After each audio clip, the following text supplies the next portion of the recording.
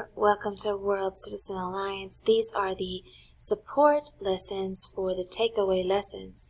And today, my name is Lou Bayer, co-founder of World Citizen Alliance, and it's my pleasure to give you some insight and some insider tips and tools to walk through the Golden Rule Civility lesson number 1 that comes with the 5 takeaway lessons with the World Citizen Alliance Certificate in Civility for Children and Youth trainers. And so this lesson is provided in the World Citizen course at Civility Experts Online, and this lesson can be used by practitioners or also by parents, teachers, caregivers, anyone who might be interested in Golden Rule for children.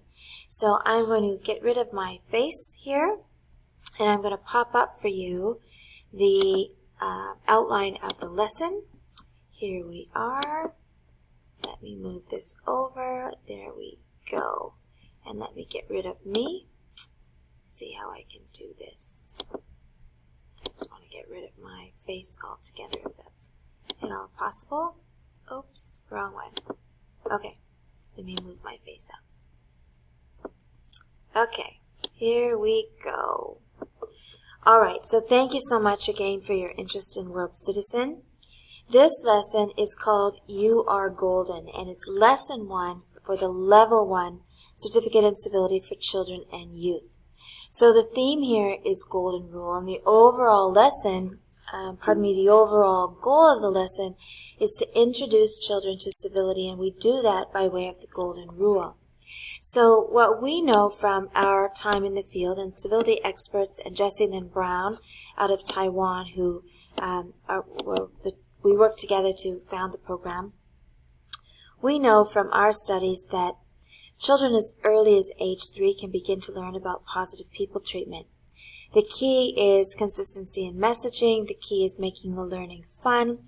The key is meeting the children where they are. And so we don't want to be too caught up in how the lesson is delivered necessarily, although I can tell you that we worked with a panel of researchers and caregivers and social workers and parents and practitioners, people who've been teaching children for quite some time, social workers, social psychologists, to devise activities and content that would be age appropriate. Having said that, it's really critical that trainers and whoever happens to be using the lesson, that you know your audience. So depending on what country you're in, depending on whether the children are 3 or 4 or 5 or 6, there of course can be all sorts of varying levels of intellect, of social competence, of energy, of interest, attention span. There's a lot to consider, and so what we suggest when we're working with children is where we can either have a homogeneous group, that is, work with children who are close to the same age, or B, have different age groups but pair them up. So maybe a 7 or 8-year-old works with the younger children and we pair them up so that there's some supports and that the older child gets what he or she needs as well in terms of practice mentoring, some confidence boosting, those kind of things. In any case, the lessons are intended that you could use them exactly as they're written and give value in a classroom, but always I would say that a good world citizen considers the context, considers the audience. If you're working with people for whom English is additional language or English is different than North American context, do review the lesson first. Never deliver a lesson without reviewing it. Look at the words that are used. Think where you need to insert examples that relate to the children in the context you're in. Are there books or resources that are the same or equivalent in different languages or that are meaningful, maybe based on the formalized school curriculum of the children you're interacting with and so on? The idea is we wanted to provide a starting point, but we acknowledge that there are all sorts of ways to use the material and all sorts of customization that might be required. So, all of the lessons are devised in this same way. We have a lesson theme, a goal, a rationale. We have every lesson outlines some learning objectives. We try to indicate if there's supplies, any sources or resources or links for add-on optional materials. We included pre-reading for the trainer. The idea here is that we assume anyone working in World Citizen curriculum, anyone working to teach the programs, is potentially teaching long-term or in different contexts, that the person is going to be scaffolding the teaching. So working with a child that's 5 who turns 6 the next year and takes a different application of the course material. So it's very good to have a broad range of research and reference materials. In addition, the practitioner should anticipate having to persuade or promote or sell the programs, and so having these additional supports and background reading is very useful. One other thing to consider is that parents, potential funders, stakeholders, investors in your business, people sometimes need some facts and research and resources. They want to know where did the information come from, and so we try to provide sources.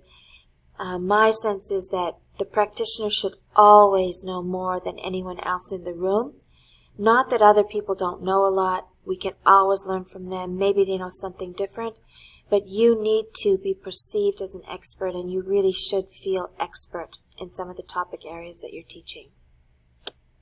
So there's some sources and resources. We provide some books and materials. Most of these are widely available through Amazon and other sources. I would say as well that you could consider reviewing the lesson, adding in your sources and resources and links prior to delivering so that you can make adapted worksheets and so on if you needed to. We do include what we call a script, where we suggest what you should do for each minute or segment in the 1-hour session. Once again, depending on who your audience is, are the children restless? Maybe you give a break at a different time. You don't have to follow the script exactly as it is. It's meant really as a guideline. But if you're so inclined to follow it as is, you should be able to do so quite effortlessly. We include handouts and answer keys where necessary. There are Word document versions of the handouts provided as downloads in the online courses so that you can put your own logo on them, make whatever changes you might need to the handouts. The only restriction and requirement that applies for World Citizens, and I hope that you honor no matter what content you're using or borrowing, is that you are required to keep the copyright statement on and to credit World Citizen Alliance wherever and whenever possible. We do ask that you don't widely distribute the lessons. If you want to give some handouts to parents, that's a different thing. But because you, like other global trainers and teachers, have invested a lot of time and in some cases a lot of money to get certified, we don't widely distribute the curriculum except to World Citizen trainers and practitioners. So we do have some golden rule character lessons. There are 10. If you feel you need to give something for free, please contact us, events@civilityexperts.com, and we'll give you those lessons that you can give as samples or giveaways or bonuses, or if you devise something of your own, that's fine too. But please do not just give away the World Citizen content without checking with us first, because you really do sort of water down your expertise and credentials if this content is widely accessible. All right. So the script is written here as followed. You'll have an opportunity, I presume, to review all of that and read through. There's also some quiz questions at the end. These are questions that you could ask the children, or you could send home a worksheet with the quiz questions on and ask parents to quiz the children. You could use it as review when you come back for the second sessions. The lessons are created such that they can stand alone, meaning you can deliver them by themselves. You can reduce to singular learning objectives and, for example, understand what the golden rule is. You could teach the golden rule in and of itself in a 10 or 15 minute nugget learning, maybe an after school program or a lunch and learn program. You could do short online video lessons. And I should mention as well that if you go to civilityexpertsonline.com, there is actually already a range of children's courses, many offered for free, some in different languages. For example, lessons on courage or emotional intelligence or listening skills. I believe we have some in Tagalog, some French, Arabic, Spanish, different languages. And so you're welcome to share those. In addition, if you as a practitioner would like to have a badge with a backlink to your website, you can also sell the lessons that we sell and earn up to 40% commission on those lessons. So it's like having the ability to provide an online learning center through your own website. All right, so let's get into this lesson. So Golden Rule is not a new concept. Golden Rule in and of itself has been around for hundreds of years, and almost every culture, regardless of religion, has a version of the Golden Rule, which is about people treatment. And in different cultures, the message might vary slightly, but it really is about treating people how you want to be treated. It's about considering that we're all human beings, that we're all deserving of kindness and respect, that how you treat people is most often how you might like to be treated, or your choice to treat people well is an expression of your value of people. So if you don't treat people well, it's potentially an indication that you are biased or racist, or that you don't believe people are equal, that you believe that power has with it certain privileges or rights to diminish other people. How you treat people, depending on your religion, also tells you tells others your view about gender and generations and people of different cultures, people of different beliefs. And so, depending on how you interpret the Golden Rule, as early as age 3 or 4, through the way we model behavior, through our words and expressions, we can teach children about positive people treatment. So, this is lesson 1. This is the very first lesson we would encourage you to teach all children. And my sense of it being in the classroom is that you could actually teach this Golden Rule lesson. If you're doing weekly lessons, I would do it once a month. I think that you can never convey this kind of key foundational messaging too often, and especially at age 3 and 4 and 5, until which time the children completely understand what the Golden Rule is, why it's important, which is our second objective, and how to exhibit it. I think that this is the foundation, and in fact, if you do this well, much of the other training and learning happens quite quickly and more easily, and often children self-direct. The other thing about this is that my experience, and there is research to back this up, many of you might have experienced it as well, is that many children, when they're young, are naturally non-judgmental. They don't see color, they don't see age, they don't see gender. They love animals the same as they love people.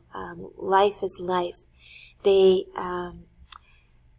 instantly, if they're born with it, are empathetic. They know how to show compassion without understanding what it is when they're doing it. They are inclined to read emotion well, to share what they have without being told to do, and so on. And so if you start as early as age 3 or 4, oftentimes you can build on that natural goodness that many, I would say most children, naturally exhibit. In any case, the learning objectives for this lesson, and all of our lessons are meant to be an hour long. You can expand them if you wish by adding in activities, but they're meant to be an hour long, and so we cover usually 3 objectives that build on each other in the lessons. So in this first lesson, we're going to talk about understanding what the Golden Rule is, and the essential skills tied to that are working with others and oral communication. Then we're going to talk about why it's important And in real life, this is about recognizing feelings for little people and what feels fair and right. And then we want people to be able to exhibit the golden rule. So how do you treat people? Are you able to imagine how you would feel if the roles were reversed? And then with regard to 21st century learning, the golden rule offers an opportunity to practice positive people treatment while learning about and experiencing other cultures as well as other social contexts. So for this lesson, there are worksheets provided. There's a craft activity. We've indicated here everything you would need: sticks and glue, crayons, markers, all of those kind of things. Once again, I would say be sure to read through the lesson in its entirety. Make a little note where you anticipate there might be issues or problems, where you can't get supplies. How do you need to change the activity or the approach? All of those kind of things. For example, in this lesson, if you have more adults or older children, you could role play emotions. You could use puppets. There's lots of videos and YouTube clips, and I would review all of those in their entirety before you use them in a classroom. But there's lots of ways to get the core message across. We just make a few suggestions. So in this case, we're suggesting that you use these blank faces on sticks and let children create the emotion, to draw it on the faces. Sometimes they can look at each other. Sometimes you can give them little mirrors so they can look in the mirror and so on. But for older children, you could give them online assessments. You could show them pictures or videos and ask them to pick out the emotion that is being conveyed there and so on. So there's some recommended reading here, as we mentioned. Let's move right on to the script so that I can help you with that. So always I would say when you first are meeting the children, and if you've decided to leave adults in the classroom, maybe some parents aren't comfortable leaving the children the first couple lessons, I would always set the parents aside, meaning they should not be seated on the floor at the same table. Children act differently when the parent is close by. So the parent could observe, but put them on the periphery, give them a chair on the outside of in the classroom, but towards maybe the edge of the room, or let them be in an adjacent room. They can hear, maybe they could be there if they're needed, but they don't have to be actively engaging, even non-verbally, with the children. So we, in all of our training, like to follow this Maslow's hierarchy, and you can Google that if you like, Maslow's hierarchy. We do an add-on session where we cover off some details about Maslow as well. But the idea is that the basic needs have to be met. So this means that we want to make sure that the children have a comfortable place to sit, that they feel safe psychologically if they have a blanket or a stuffed animal or a friend that they want to have with them, especially the first few times you meet the children. Where they should know where the bathroom is. They should know that they could interrupt you at any point in time if they need the washroom. We should let them know that there's snacks if there's going to be snacks, beverages if they might need it. Let them know that there's a telephone right here on the table, and if anybody at any point in time feels scared or needs to speak to an adult, their parent, that we would take a little break and make sure that they can do that. And we want them to know on the big clock, and we should always have a big clock present. Let them know when the big hand gets to here, this is when your parents are going to pick you up. I think it's a psychological safety aspect that children know what's going on and what they can expect and anticipate. I also like to encourage them that if they have a question or a comment, they should raise their hands and wait until we acknowledge their hand before they start to speak. We tell them there's going to be some fun and some activities, some games, but that we need them to listen for just a few minutes first. I have been in training situations where I've been able to find at the dollar store, sometimes around Halloween, ears, plastic ears, sometimes on a headband, or like ear muffs that if I can get them, sometimes I'll give children these ears and say to them that we're all going to open our big ears wide so that we can listen. And sometimes you can actually get big lips too. And we can tell the children, when it's your turn to talk, we're going to give you the big lips. And you could put the big lips on, and then you could talk. Take your ears off, put your lips on. We just want them to learn to take turns. We want them to have some fun with it. And we want them to have a strategy for interrupting that won't get them into trouble. In addition, I find even the shyest children, when they have these props, it provides sort of an escape for them. So they would believe that people see the lips, and maybe if they're nervous about people watching them or looking at them, they don't feel so nervous. So you don't have to do all of that. In some cases, we have a talking circle or a talking stick where when it's your turn to talk, you can come and stand in the circle, and you get to hold the talking stick, which means nobody talks while you're talking. They get to stand and rise. It gets them out of their seat, expels a little bit of nervous energy. They get to stand in the circle and feel special.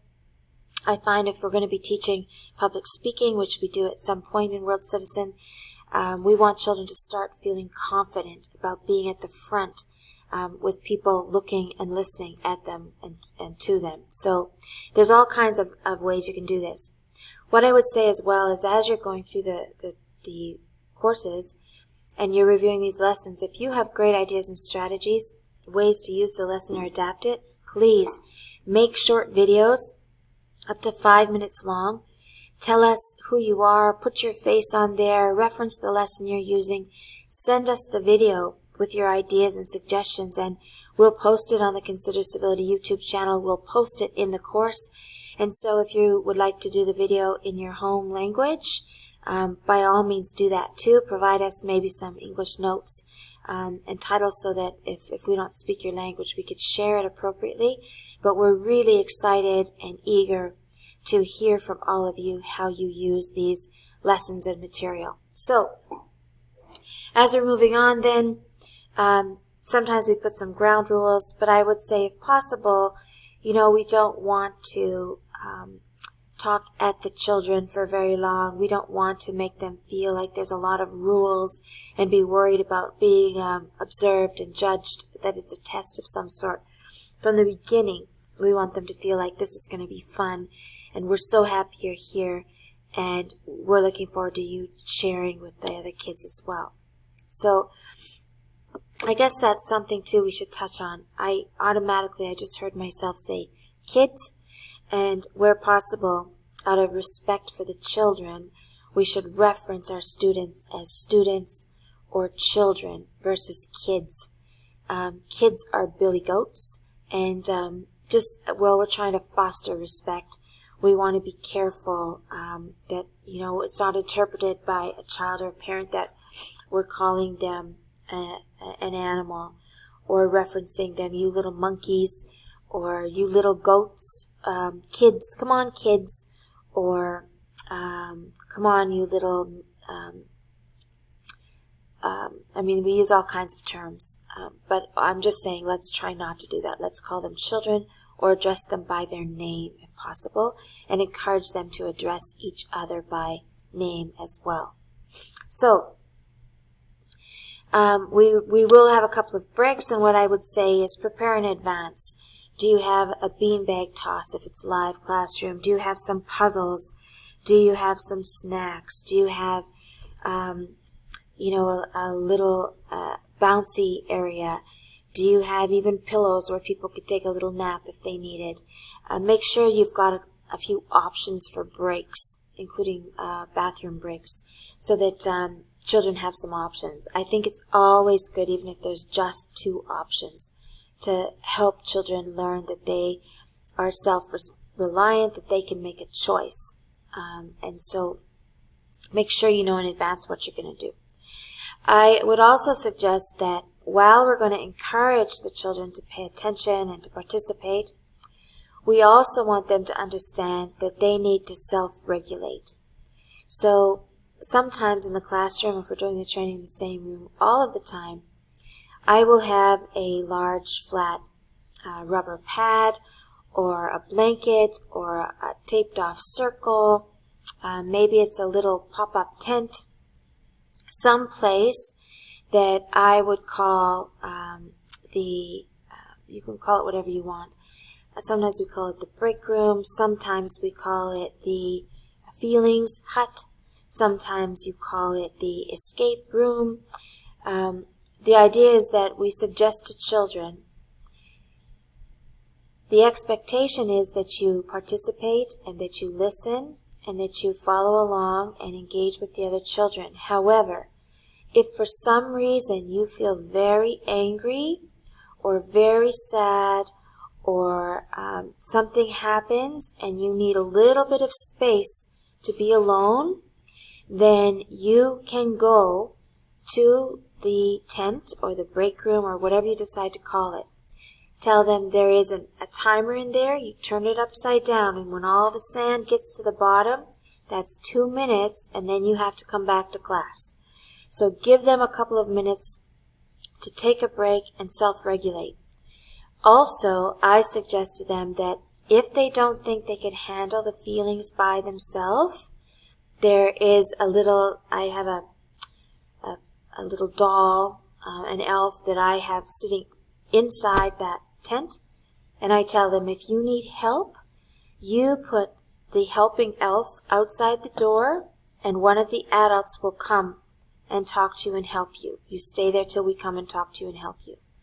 So oftentimes I find children like the idea of escaping, but they every child takes a turn at it, whether there's an actual real emotional issue or not, and let them do that. And then increasingly, over the course of our time together, I find children understand the value of it, and they do take a break if they're angry or sad or mad. If they put out the elf, I come to them and I say to them, can you tell us what you're feeling? And oftentimes they'll use one of the feeling sticks, which after our activity on this first lesson, I leave in that space so that children can see, they can look at all the sticks with all the feelings, they can pick one and they're able to label or identify what it is they're feeling. And this is very important for emotional intelligence, for self-regulation, for restraint. Okay, so in the first bit here, we're going to cover off what is the golden rule, and part of that is this feelings exercise. So the script is here. What I would say is that here's our activity, our finding feelings sheet. There's some terms to know. You can teach definitions. We're going to prepare all the materials in advance, and then we're going to start the conversation. You're going to ask children, and sometimes I will write it on a flip chart or a chalkboard or a whiteboard, or sometimes I will make big cardboard letters that say the golden rule, do unto others as you would have others do to you. And we've got all the letters like a Scrabble game, and we let the children, once they see what it looks like on the board, I let them as a group sort out the letters so they could write the sentence on the floor with these big letters. Again, the sooner you can get them engaged, the better. There's all kinds of ways to deliver this content. And I would say if it takes you the whole hour while they're learning how to say, the golden rule is do unto others. Treat people how you want to be treated, however you want to frame it. If the whole first hour takes that, that's okay. Come back the next time and do the activity on feelings. What's really important is that we don't rush the children. It's critical that they get the key message. So, the first objective is that they know what the golden rule is. One of the things that I like to do for this first lesson is, it's called Your Golden, and what I would do is ask children to wear something gold. Sometimes they'll wear gold jewelry, gold shoes, gold socks, a sparkly hat, a gold shirt, a gold bracelet. Like I just asked them. The lesson is called Your Golden. I tell the parent before they come, ask the child to wear or bring something golden. And the idea here is that I want them to see each person. Sometimes we look different, but we're all golden. The gold has value, like we know in our currency, and gold has value. So we're each golden, and what's in our hearts are golden. And sometimes you can find little chocolate hearts wrapped in gold paper, or little gold bars I like to give them a little gold coin, something that is a take home to remind them that they are golden. And golden is our value as a person.